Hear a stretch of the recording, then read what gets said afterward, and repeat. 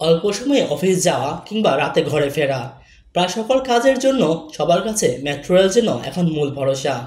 কিন্তু সম্প্রতি metro rail আবারও শিরোনামে উঠে এসেছে বিশেষ কারণে।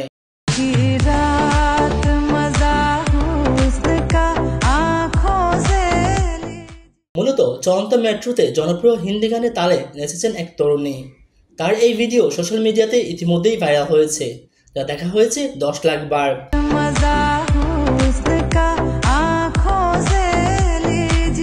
সাম্প্রতিক সময়ের জনপ্রিয় গান আজকে রাতের তালে ডান্স করেছেন সাহেলি রুদ্র নামের এক সোশ্যাল মিডিয়া ইনফ্লুয়েন্সার।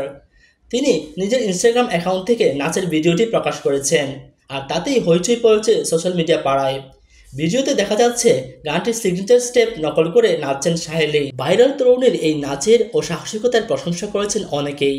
আর নাচের ভিডিওটি পোস্ট করার সময় তিনি লিখেছেন অন পাবলিক ডিমান্ড।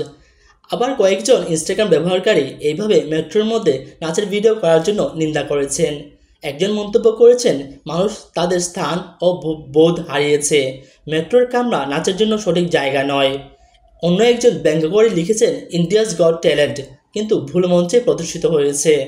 অন্য একজন লিখেছেন, সবাই এখানে আপনার বিনোদনের জন্য আসেননি, দয়া করে এই কথাটি মনে রাখবেন।